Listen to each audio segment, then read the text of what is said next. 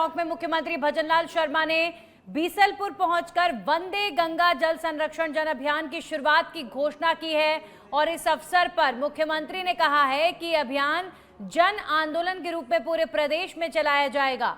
25 मई से 5 जून तक प्रदेश भर में जन भागीदारी के साथ विभिन्न कार्यक्रम आयोजित किए जाएंगे, जिनमें गंगा दशमी के अवसर पर बीसलपुर बांध पर जल पूजन भी शामिल रहेगा।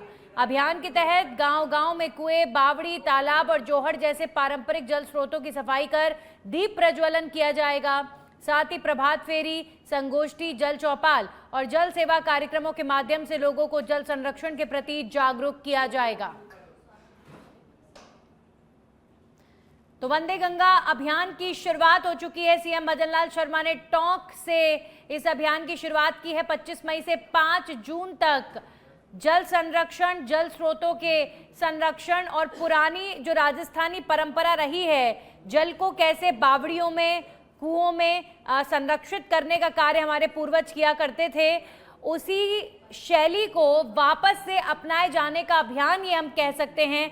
मुख्यमंत्री का ये अभियान है कि जो राजस्थान के पारंपरिक तरीके, जो कुंड के माध्यम से, बावड़ियों के माध्यम से पानी का संरक्षण होता था, वो वापस से आए। इन तमाम जल स्रोतों को संरक्षित किया जाए और इसी के तहत ये अभियान शुरू किया जा रहा है। इससे पहले भी सीएम भजनलाल शर्मा प्रदेश भर में पूजन के माध्यम से और प्रभात फेरियों के माध्यम से, रैलियों के माध्यम से लगातार पानी के प्रति लोगों को जागरूक करते रहे हैं। वंदे गंगा अभियान 2.0 इसे हम कह सकते हैं। इससे पहले भी सीएम भजनलाल शर्मा ने कुछ इस तरह का अभियान जल स्रोतों की सफाई से लेकर ऐसे जल स्रोतों के संरक्षण को लेकर सीएम भजनलाल शर्मा ने प्रदेश भर में जागरूकता फैलाने का कार्य किया था और अब एक बार फिर से इस तरह का अभियान प्रदेश में चलाया जा रहा है। पूजन के माध्यम से शुरुआत होती है। टोंक से ये तस्वीरें आप देख रहे हैं। सुबह से ही सीएम भजनलाल शर्मा इस अभियान के मद्देनजर टोंक की भूमि से पूजा पाठ के माध्यम से इस अभियान की शुरुआत कर रहे हैं और अब प्रदेश भर का दौरा सीएम भजनलाल शर्मा करेंगे। प्रदेश के अलग अलग शहरों का, प्रदेश के अलग अलग जिलों का दौरा सीएम भजनलाल शर्मा करेंगे। जल स्रोतों की सफाई और जल स्रोतों पर दीप प्रज्वलन के माध्यम से इस अभियान का आगाज सीएम भजनलाल शर्मा करते हुए नजर आ रहे हैं। बीसलपुर पहुंचे हैं। बीसलपुर वो डैम, वो जल स्रोत जो टोंक से लेकर पूर्वी राजस्थान से लेकर जयपुर तक के बड़े हिस्सों की जो प्यास है उसे बुझाने का काम बीसलपुर करता है और ऐसे बीसलपुर का पूजन सीएम भजनलाल शर्मा ने किया है और वाकई ये बहुत महत्वपूर्ण है। उन जल स्रोतों की इज्जत होनी चाहिए, उन जल स्रोतों की सफाई होनी चाहिए जो बड़ी संख्या में राजस्थान की जनता की प्यास बुझाते हैं। प्रदेश में अगर हम धरती के अंदर पानी की बात करें तो 70-80% से ज़्यादा एरियाज डार्क जोन में आते हैं। तो ये जो डैम्स हैं, ये जो कुंड हैं, ये जो बावड़ियां हैं, इन्हीं के माध्यम से लोगों की प्यास बुझती है, इन्हीं के माध्यम से लोगों को पीने योग्य पानी मिल पाता है। तो इनका पूजन होना भी चाहिए, इनकी सफाई होनी चाहिए, इनका संरक्षण, ऐसे जल स्रोतों का संरक्षण होना बहुत ज़रूरी है और इसीलिए ये बीड़ा सीएम भजनलाल शर्मा ने अपने कंधों पर उठाया है। वंदे गंगा अभियान की शुरुआत के माध्यम से पूरे प्रदेश में लोगों को जागरूक किया जा रहा है कि इन तमाम जल स्रोतों का, इन तालाबों का, इन नदियों का, इन कुंडों का सफाई अभियान चलना चाहिए, इनका पूजन होना चाहिए, इनकी रिस्पेक्ट होनी चाहिए, जो प्रदेश की जनता की प्यास बुझाने का काम करते हैं। तो मुख्यमंत्री भजनलाल शर्मा टोंक पहुंचे और टोंक पहुंचने के बाद अभियान की शुरुआत पूजा पाठ के माध्यम से सीएम करते हुए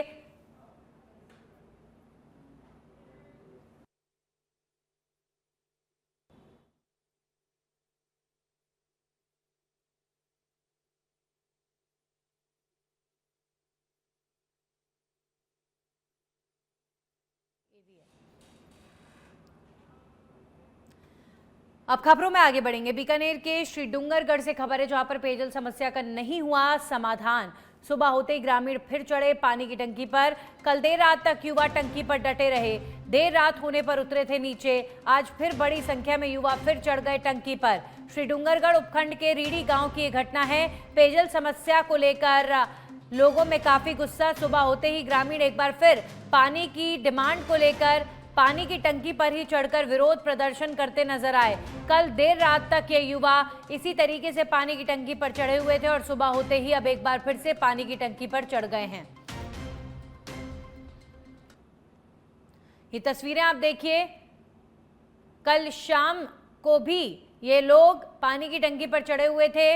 ग्रामीणों की एक ही डिमांड है कि उन्हें पीने योग्य पानी मिले, अपना घर चलाने योग्य पानी मिले।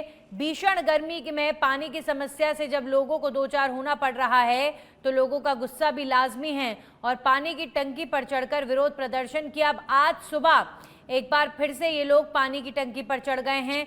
बीकानेर के श्री डूंगरगढ़ में ये विरोध प्रदर्शन किया जा रहा है।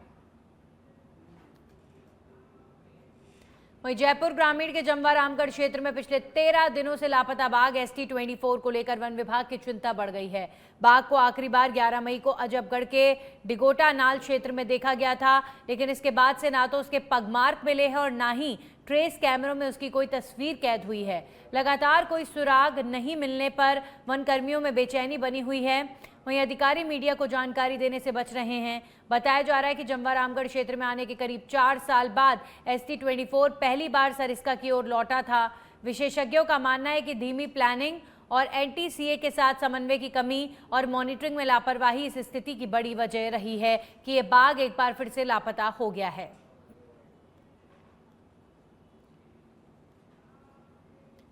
बारां जिले के शाहबाद उपखंड मुख्यालय पर पुलिस प्रशासन द्वारा सड़क सुरक्षा और पर्यावरण संरक्षण को बढ़ावा देने के उद्देश्य से साइकिल रैली का आयोजन किया गया है। पुलिस अधीक्षक अभिषेक अदांसु के निर्देशन में आयोजित इस रैली का नेतृत्व शाहबाद CI रामकेश मीणा ने किया। रैली शाहबाद थाना परिसर में शुरू होकर कस्बे के अहिंसा सर्कल से होते हुए पुनः थाना परिसर पहुंची। इस दौरान पुलिस अधिकारियों और कर्मचारियों ने फ्यूल सेव गुड हेल्थ यानी ईंधन बचाओ और अच्छा स्वास्थ्य अपनाओ का संदेश दिया। रैली का मुख्य उद्देश्य आमजन को ईंधन की बचत, पर्यावरण संरक्षण और राष्ट्र हित में अपनी भागीदारी निभाने के लिए प्रेरित करना था। पुलिस अधिकारियों ने कहा है कि छोटे छोटे प्रयासों से बड़ा बदलाव संभव है।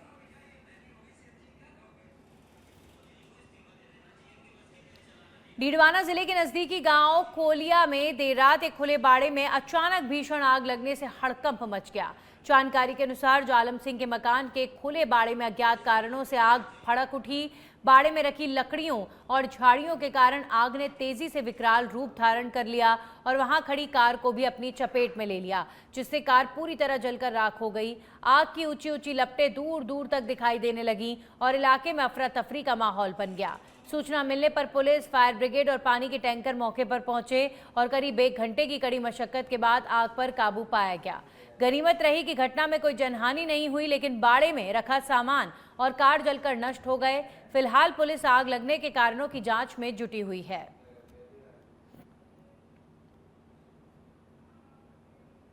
नदबई से खबर है, जहां पर शॉर्ट सर्किट होने के चलते सरसों के तेल मिल में लगी भीषण आग लगने से करीब 1.5 करोड़ से अधिक का नुकसान होने की सूचना आ रही है। ऑयल मिल में रखा सरसों का तेल समेत उपकरण और अन्य सामान जलकर स्वाहा हो गया। नदबई और भरतपुर दमकल की सहायता से मशक्कत कर आग पर काबू पाया गया। चोर पीपरी के समीप श्री शांति ऑयल मिल में आग की घटना सामने आई है। तड़के करीब 4 बजे शॉर्ट सर्किट होने के चलते लगी ऑयल मिल में आग। तो ऑयल मिल में भीषण आग, 1.5 करोड़ से ज्यादा का नुकसान यहां पर हुआ है।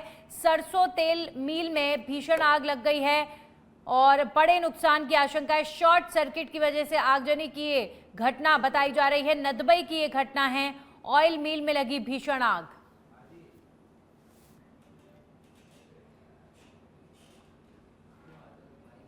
वहीं अब खबर दौसा से है, जहां पर दिल्ली मुंबई एक्सप्रेसवे पर दौसा जिले के खटीक के तिबाड़े के पास चलती कार में अचानक आग लगने से हड़कंप मच गया। जानकारी के अनुसार कार सवार गुड़गांव से जयपुर की ओर जा रहा था, तभी चलते वाहन से धुआं उठने लगा। चालक ने सूझबूझ दिखाते हुए तुरंत कार रोककर बाहर निकलकर अपनी जान बचाई। कुछ ही देर में आग ने विकराल रूप ले लिया और पूरी कार जलकर खाक हो गई। सूचना मिलने पर दमकल विभाग की टीम मौके पर पहुंची और आग पर काबू पाया गया, लेकिन तब तक वाहन पूरी तरह नष्ट हो चुका था। प्रारंभिक जांच में आग लगने का कारण शॉर्ट सर्किट या तकनीकी खराबी माना जा रहा है। घटना का वीडियो सोशल मीडिया पर तेजी से वायरल हो रहा है।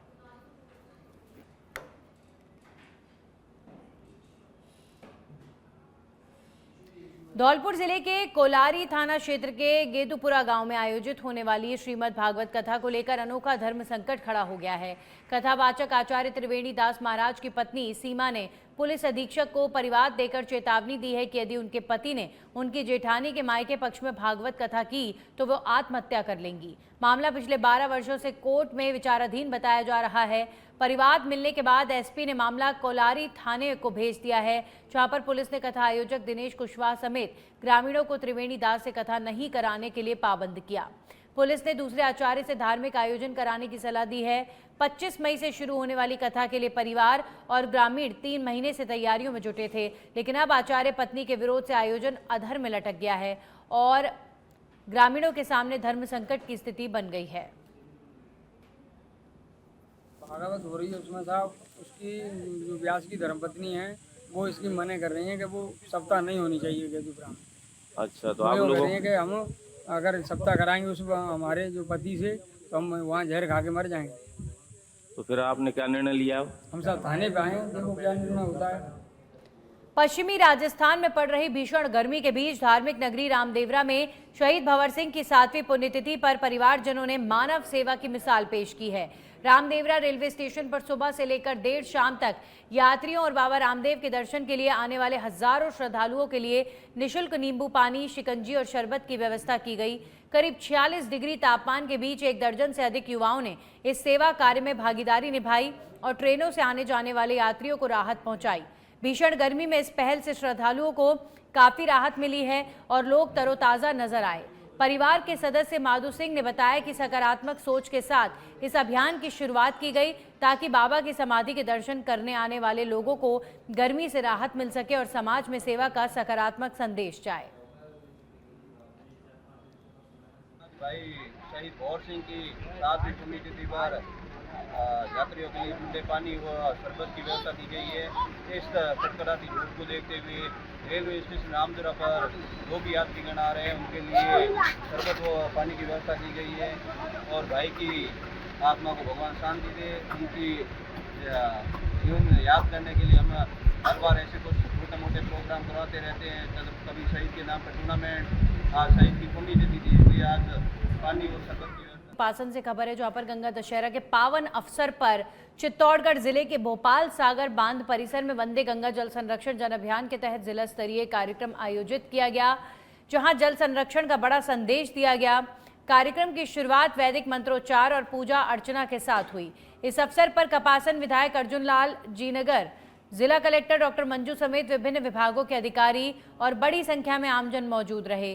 कार्यक्रम में महिलाओं और पुरुषों ने जल बचाने, वर्षा जल संचयन को बढ़ावा देने और प्राकृतिक जल स्रोतों के संरक्षण का संकल्प लिया।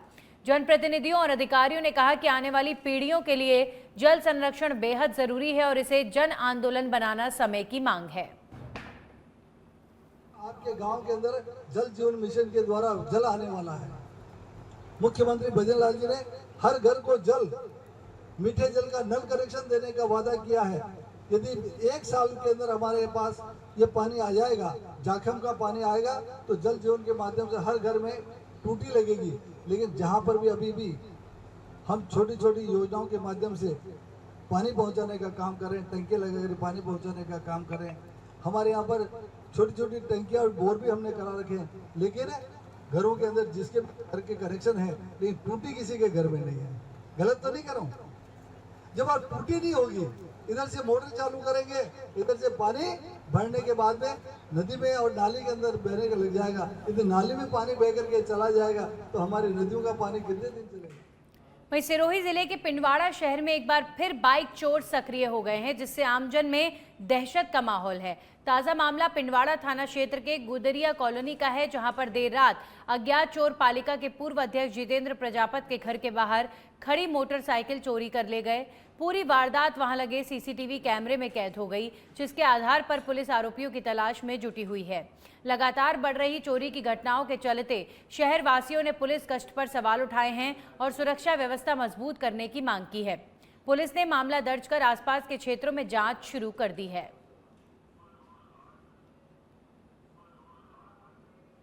जयपुर से खबर है, जहां पर कनिष्ठ अनुदेशक भर्ती के बकाया परिणाम पर अभ्यर्थियों में आक्रोश। दस्तावेज सत्यापन हुए 11 महीने और फिर भी परिणाम जारी नहीं।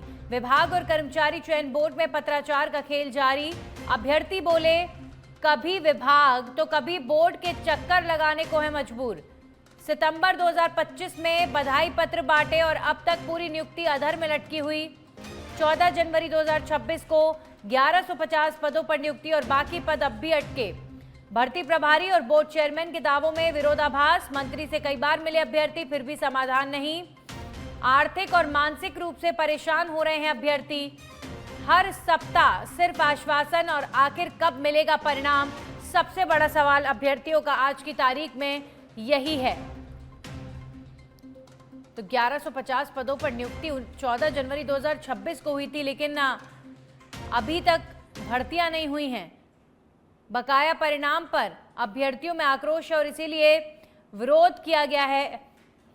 दस्तावेज सत्यापन को हुए 11 महीने हो चुके हैं और अभी तक इन तमाम अभ्यर्थियों को कहां पर पदस्थापित करना है, इसे लेकर कोई परिणाम जारी नहीं हुए हैं।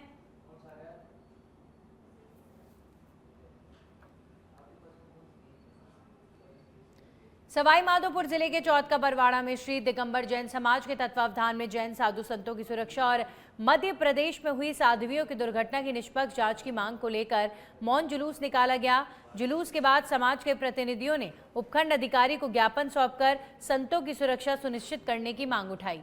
इस दौरान बड़ी संख्या में जैन समाज के महिला, पुरुष, युवा और बच्चे शामिल रहे। समाज अध्यक्ष विनोद कुमार जैन ने कहा कि जैन साधु संत बिना सुरक्षा व्यवस्था के विहार करते हैं, जिससे उनकी जान को खतरा बना रहता है। उन्होंने मध्य प्रदेश की घटना की उच्च स्तरीय जांच और संत सुरक्षा प्रोटोकॉल लागू करने की मांग की है। जो संत है वो पैदल विहार करते हैं तो सड़कों पे एक्सीडेंट होते हैं आए दिन। उससे अभी रीवा में 2 हमारे संत जिनको एक्सीडेंट से मतलब मौत समाधि हो गई। तो हम ये चाहते हैं सरकार से कि संतों की जो आवागमन पैदल करते हैं, नियत्ते होते हैं, तो उनकी सुरक्षा की जिम्मेदारी सरकार कुछ उस पर कदम उठाए। तो हमारे जो जैन साध्वी थे और एमपी का ये किस्सा है, पहले भी जो है हमारे साथियों का जो है मर्डर किया गया है और ये जो अभी वर्तमान में जो घटना हुई है एक्चुअली ये जो है एक्सीडेंट न होकर मर्डर है, जैसा कि जो है वहाँ का लोकेशन जो है ये बताता है कि जानबूझकर जो इरादतन जो है हत्या की गई है। तो हमारी मांग ये है कि सुरक्षा जो है हम कर लेंगे, लेकिन जो है ये दोषी जो हैं इसके अंदर उनको जल्दी से जल्दी गिरफ्तार किया जाए और फास्ट ट्रैक के जरिए विद इन 3 मंथ और 6 मंथ इसका जो है ट्रायल करके और उनको दोषियों को जो है आजीवन कारावास दिया जाए। सीकर शहर के उद्योग नगर थाना क्षेत्र में रविवार देर रात जयपुर रोड पर एक अनियंत्रित लोक परिवहन बस ने जमकर उत्पात मचा दिया। जानकारी के अनुसार जयपुर से सीकर आ रही बस करीब 11:30 बजे के आसपास नियंत्रण खो बैठी और सड़क किनारे खड़ी एक स्कूटी से टकराने के बाद टांक ब्रदर्स के पास 2 दुकानों के बीच बनी दीवार में जा घुसी। हादसे में दीवार पूरी तरह क्षतिग्रस्त हो गई, जबकि दुकान के बाहर रखा लकड़ी का स्टैंड और एक स्कूटी भी टूट गई है। घटना के बाद बस चालक मौके से फरार हो गया, जिससे गुस्साए लोगों ने बस में तोड़फोड़ कर दी और स्थिति तनावपूर्ण हो गई। सूचना पर पुलिस मौके पर पहुंची और लोगों को समझाइश कर माहौल शांत कराया गया। नोखा में वंदे गंगा संरक्षण अभियान के तहत पर्यावरण और जल संरक्षण को लेकर भव्य प्रभात फेरी का आयोजन किया गया। ये जागरूकता रैली पीएम श्री बाबा छोटू नाथ जी राजकीय उच्च माध्यमिक विद्यालय नोखा से हरी झंडी दिखाकर रवाना की गई, जिसमें कस्बे के कई शिक्षण संस्थानों के छात्र छात्राओं ने उत्साहपूर्वक भाग लिया। रैली के दौरान विद्यार्थियों ने हाथों में पर्यावरण और गंगा संरक्षण से जुड़े प्रेरणादायक स्लोगन लिखी तख्तियां लेकर आमजन को स्वच्छता और जल संरक्षण का संदेश दिया। पूरे मार्ग में बच्चों के नारों से माहौल गूंज उठा और लोगों को जागरूक होने का संदेश मिला। इस अवसर पर शिक्षा विभाग के अधिकारी, शिक्षक और शहर के गणमान्य लोग भी मौजूद रहे।